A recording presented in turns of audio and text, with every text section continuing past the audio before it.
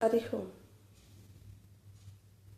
మనకి ఒక మాటలో అర్థం ఉంటుంది, అంతరార్థం ఉంటుంది, పరమార్థము ఉంటుంది.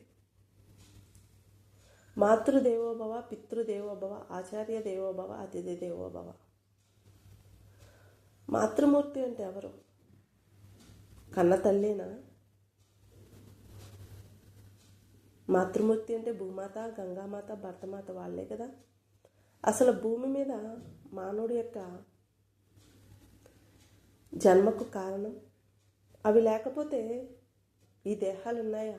మన దేహాలు లేవు. అసలైన మాతృమూర్తులు వారు. పితృదేవోభవ అంటే పితృదేవతలు అంటే తండ్రేనా? పితృదేవతలు అంటే సమస్త జీవరాశులు. అవి లేకపోతే మనం లేము, మనము లేకపోతే అవి లేవు. ఆచార్య దేవోభవ. ఆచార్యుడు అంటే గురువేనా? కాదు. తన జీవితంలో ఈ సమస్త జీవరాశుల్ని, భూమాతని, గంగామాతని, భర్తమాతని చూసి ఎవరి నుంచి ఆశించకుండా, ఏమీ శాసించకుండా ఉన్నదంతా తృప్తి పడుతూ దానధర్మ సేవ చేస్తూ జీవన విధానాన్ని గడిపినవాడు ఆచార్య దేవోభవుడు. అతిథి దేవోభవ. అతిథులు అంటే మనుషులేనా?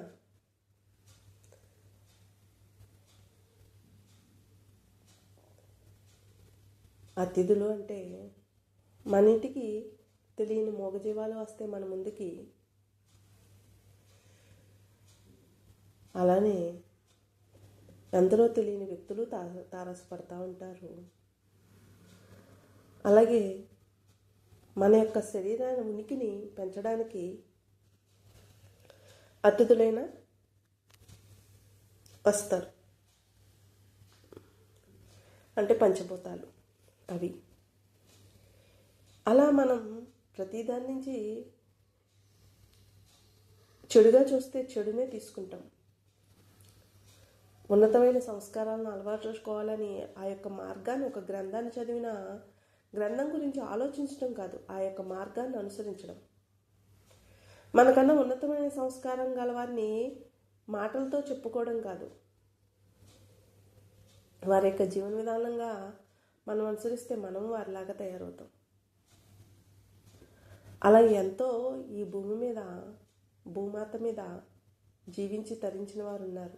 అందులో మనమై ఉండాలే తప్ప సత్కర్మలు చేసేసి గురువుల చుట్టూ తిరిగేసి గుహల్లో సాధన అనుష్ఠానం చేయగానే కాదు ఎవరైనా సరే. మన యొక్క మార్గాన్ని ఎంతో ఉన్నతంగా అనుసరించడంలోనే ఆనందం, ఆరోగ్యం. అది అనుసరించాలంటే గురుకృప, దైవకృప, నిజకృప. గురుకృప అంటే మనం ఎవరినైతే ఆదరిస్తూ భక్తితో పూజిస్తున్నామో వారి యొక్క మార్గాన్ని అనుసరించడం. దైవకృప అంటే మనం ఎంతో గ్రంథాలు చదివి వారు ఎంతో యోగ్యవంతులని మనం భక్తి శ్రద్ధలతో గులికి గోపురాలకి తిరుగుతున్నాము, వారి యొక్క మార్గాన్ని అనుసరించడం. నిజకృప. నిజకృప అంటే అందరి ఆశీస్సులతో. మనం ఏ పని మీద వచ్చామో మనకు తెలియదు. గురుకృప, దైవకృపను అనుసరిస్తే నిజకృపలో అందరి యొక్క ఆశీస్సులని అనుసరిస్తే అప్పుడు మన జన్మకి రాహిత్య స్థితి వచ్చి ఆ భూమాత అంటే మాతృదేవోభవ, పితృదేవోభవ, ఆచార్య దేవోభవ, అతిథి దేవోభవ ని అనుసరించిన వారం అవుతాం. కర్మ నుంచి అకర్మ, అకర్మ నుంచి వికర్మలోకి అడుగుపెట్టిన వారం అవుతాం. సర్వం ఉన్నది ఒక్కటే అని తెలుసుకున్న వారం అవుతాం, తరిస్తాం.